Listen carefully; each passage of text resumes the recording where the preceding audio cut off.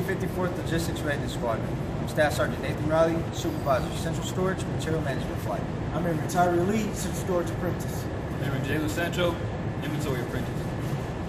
Material Management Flight is responsible for maintaining control of all DoD assets. This includes individual protective equipment assets, aircraft parts, and equipment items. Today we are going to be showing you two important tasks of maintaining positive inventory control of our assets.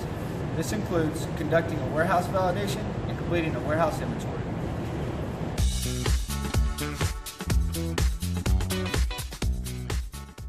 Warehouse location validations are conducted to verify the asset is stored in the warehouse location stated on the item record. Ensure all records indicating a serviceable balance are assigned a warehouse location, and identify those records having duplicate warehouse locations. Each fiscal year, the inventory section generates an inventory schedule. This inventory schedule is used to create our warehouse validation schedule.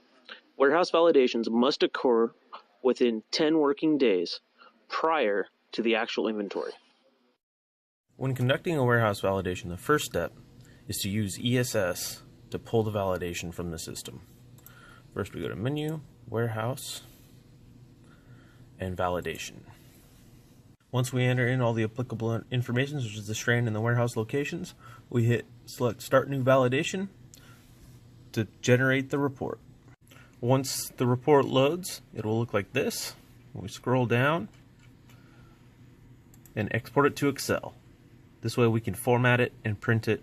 Now that the validation has been printed out, we can now begin our warehouse validation. Airman Lee is checking the location on the bin level, making sure that it matches up to the location on the validation. Now he's going to check to make sure that the stock number on the actual asset matches the stock number on the bin label. Airman Lee will also check the CIC code to make sure that the property is stored in the proper warehouse due to the classification of the asset. Airman Lee will also make sure that the assets were sanitized properly before being put away.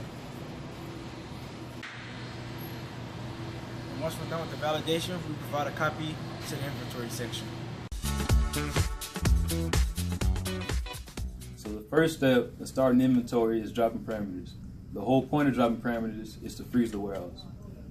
So in order to drop parameters, we go to the Air Force portal and we go to the SCOG page. Once at the SCOG page, look for Air Force Form 1991. Once on the screen, you want to fill out all required fields and correctly input the parameters. If you do it incorrectly, the parameters will not be dropped and you will not be able to start the inventory. So after doing all this, it takes 24 hours for it to process. After it's processed, you'll be able to start the inventory. Once the inventory locations have been frozen, inventory personnel can begin their initial inventory counts.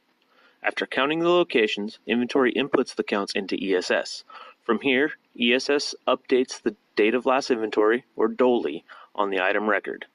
Any discrepancies must then be recounted. Recounts are then input into ESS. An inventory adjustment package must then be made for any remaining discrepancies.